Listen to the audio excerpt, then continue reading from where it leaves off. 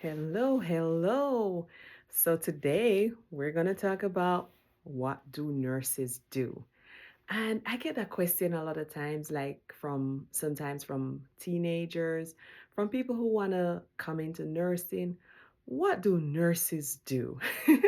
So I will give you a brief overview on what a nurse does. Firstly, we do patient care. That's for those who work at the bedside. We do patient care, we administer medication, we give treatments, we assist with daily activities of living. So that means we'll assist with bathing the patient, cleaning up the patient, helping the patient to walk. We provide wound care. We manage medical equipment. There's tons of medical equipment in a hospital. And we manage from some of the simple medical equipment to some of the most complicated. I love it. I love it. To some of the most complicated equipment. When I say complex equipment, I'm thinking of, for me, my specialty is critical care nursing. And for that, sometimes we have the patient on, let's say, a huge dialysis machine. We're dialyzing the patient, which takes a lot of skill, and that's a big machine. And I would say for basic equipment, that could be maybe just like a bedside commode that you'd use to assist the patient, or maybe just a bedpan to put the patient on for the patient to use to pass urine or to pass feces. So when I say we manage medical equipment, I think from the most basic of things to like more complicated stuff. So we do that too as nurses.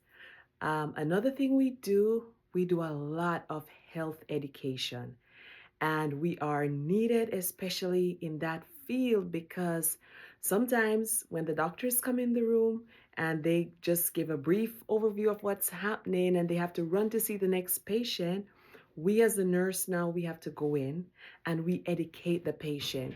A lot of the patients who come into the hospital, they may have come in and they are now diagnosed with a new disease, maybe high blood pressure, maybe high blood sugar, whatever it is.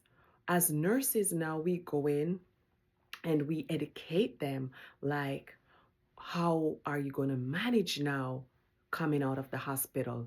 Things that you can do because your lifestyle is maybe going to be changed, healthy foods that you can eat, um, better ways to take care of yourself. Maybe if it's somebody who has, like, say, high blood pressure, we would show them how to keep a log of their blood pressure, morning and night, or, daily blood pressures. If it's somebody who has high blood sugar, now they may be on insulin, they may be on pills that they never ever took before. So you want to teach them, how to prick their finger, how to get their blood sugar reading, foods to eat, foods to stay away from. So we do a lot of health education, a lot, because, people come in, they get diagnosed with new things, their life is now altered in a different way. So you want to show them how they can manage outside of the hospital, how they will manage and following up with their physician. So we do a lot of health education. We do a lot of support and comfort for patients and their families. So in terms of that, I would say, okay, there's a patient who came in, and sometimes when we educate them, there are times, like for instance, in the critical care unit, we educate the families. Maybe the patient is not able to talk. Maybe at this point they may have a tube that's breathing for them. They may be on the ventilator. So we talk with the family. We provide support. Let them know um, what is going on, what they can do to help. Maybe it's somebody where there are times when We want to keep a quiet environment around this patient because maybe their vital signs, their blood pressure and stuff, it may be, reading high, maybe their heart rate is reading high, and we just want to keep them sleeping and calm. So you talk to the family. We do advocate a lot for patients because there are sometimes too, the patient, the physician will come in and say certain things to the patient, and they don't understand everything. And I don't know, for some reason, for some reason, a lot of times they don't say to the physician. So the physician may come in and say a lot of things to them, and the physician steps out and they don't understand anything. And then when you go in as a nurse, they're like, I'm so sorry. He came in and said a lot of things to me. I don't understand. And so you support the patient. You let them know what he was trying to say. You educate them. And also you advocate for them. Maybe their living situation is not conducive to maybe certain things that the physician wants them to do. So, as a nurse now, you would go back to the physician. Oh, yes, we advocate a lot for the patients. You would go back to the physician and you say, "Eh, this is her situation here. She may not be able to do XYZ, but maybe she could do ABC, right? And so that's how you advocate for the patient. You talk up for them. Advocating means you talk up for the patient. You support them. As nurses, we also coordinate care. And what does that mean? Coordinate care. We do that a lot in the hospital, and that means, let's say, there's a patient and they're going home. They have been newly diagnosed with a disease and they're going home, and their insurance will cover, let's say, the blood sugar machine, maybe the blood sugar reading machine and all that. So we would now reach out to, like, the case manager. In some hospitals they call it like the discharge nurse, the case manager, the social worker, because they know that's their specialty. So they would get in contact with, like, the insurance companies, get those things. Maybe the patient needs like a specialized bed, something like that. So they would reach out, get these things, start working on getting these things together for the patient. So by the time the patient gets home, then all these things would be in place for the patient. So sometimes we coordinate care like that. Another way we coordinate care would be, let's say I'm working in the ICU and I have a patient that needs to go to CT scan. Okay, sometimes the patient is so critical. CT scan will say to me, I'll call them, let them know ahead, hey, we have this patient, we need to go with this patient, or maybe even to MRI. You call ahead, you let them know, and they will say to you, okay, let us know, like, exactly when you're ready. And so we will be ready down here. We will have no patients here. So as soon as you come down, we could deal with this, do this CT scan, do this MRI, and get the patient really quickly back to ICU.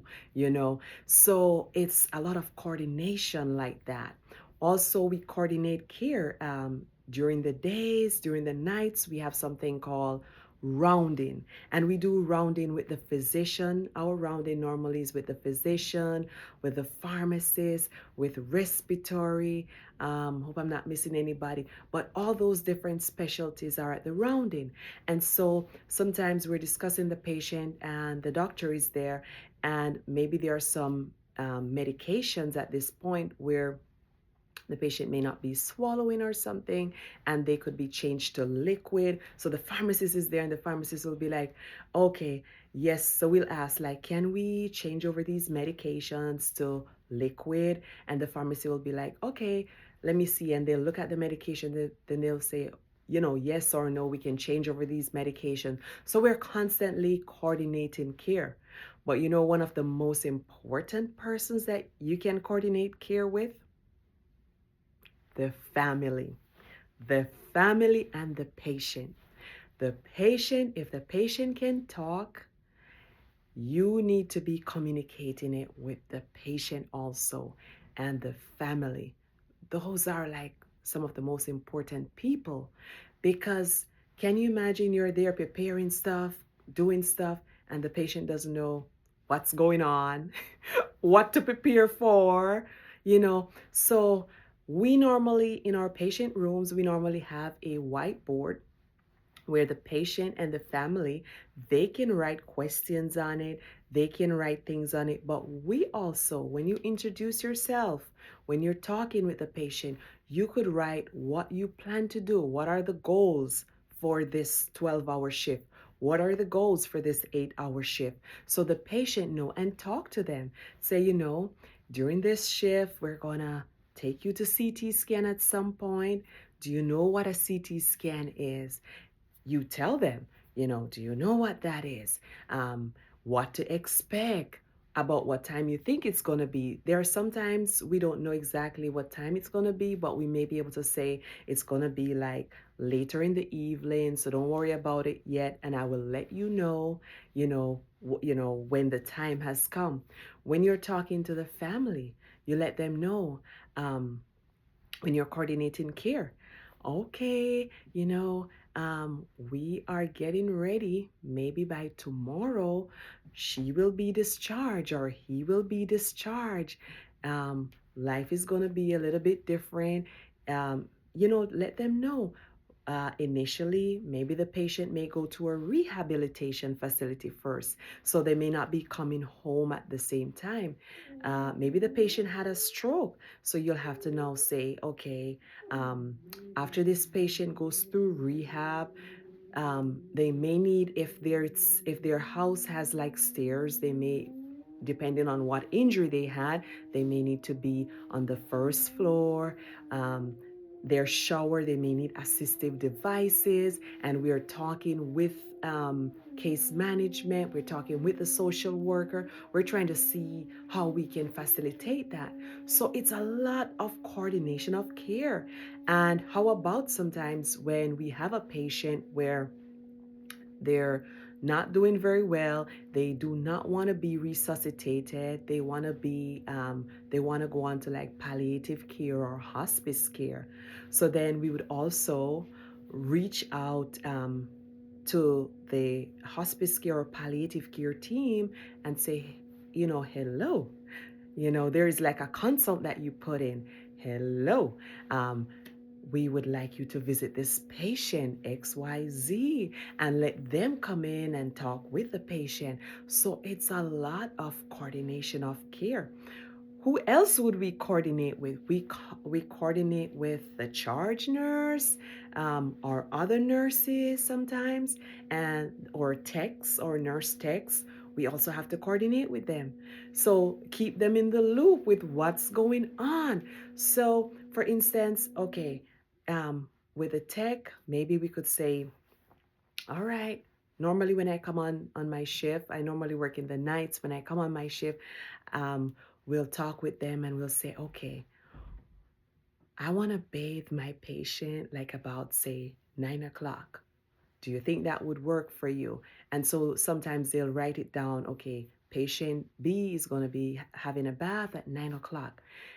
You coordinate with them. This patient is going to go to CT scan. We're thinking it's going to be like maybe sometime in the night. So I just wanted to give you a heads up. Communication. So communication goes hand in hand with coordination. Yes, you have to communicate these things.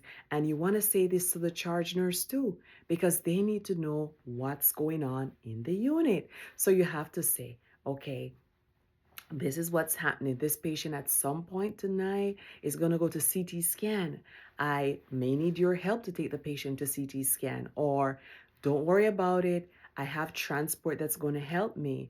At some point, this patient, if it's a very critical patient, I may not be able to do XYZ. Can you help me with this? Because I can't leave this particular patient at this particular time.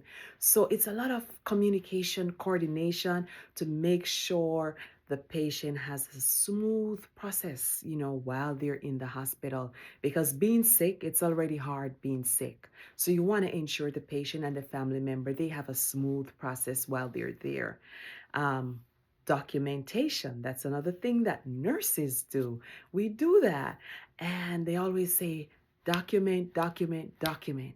You want to make sure whatever you did, you're putting in. You're putting it in because you never know. Um, Later on, somebody may be looking at that record for something, and you want to make sure that you won't remember. 2 days after you leave work, you won't remember which patient you had, or a few days after, or what exactly you did. So you want to make sure you're documenting. We have Epic. For most places, they have Epic. You're typing in your stuff, what you did for this patient throughout the shift, because weeks from now you won't remember. So it's good to always make sure you're documenting. um, what else do nurses do? Another thing that we do, we have a lot of specializations in nursing, sorry. And with the specialization in nursing, you have nurses who are pediatric nurses, um, oncology nurses, procedural nurses, case managers, um, nurses who are educators, um, nurses who are nurse managers. They're your manager. They're nurses. Nurses who work directly in the operating room. So we have different specializations of nurses. You have nurses who just work in the cath lab. That's their specialty. That's what they do. So we want to let you know that there is a lot of things that nurses do, and this is just a brief overview. We do a whole lot more. This is just a brief overview in a nutshell of what do nurses do. And when I said patient care, that's for nurses who are at the bedside. There are nurses who no longer at the bedside, and they are doing a lot of things behind the scenes. They work with insurance companies. They work with, so in the scope of insurance companies, they are the ones who would review your medical record. And let's say you may need a specialized bed or whatever resources they decide, based on your chronic illness or your injury, what you need, what the insurance should cover, what you need. So they work just with the insurance company. There are nurses who deal with legal nursing. They just work directly with lawyers. They prepare cases. They help to explain the nursing jargons. They help to prepare cases for the lawyers, once it's in the medical realm. So that's just like a few of the specializations of nurses. So I just wanted to give you a brief overview. What do nurses do? And we do so much more. This is just a brief overview, okay, of what nurses do. Thank you.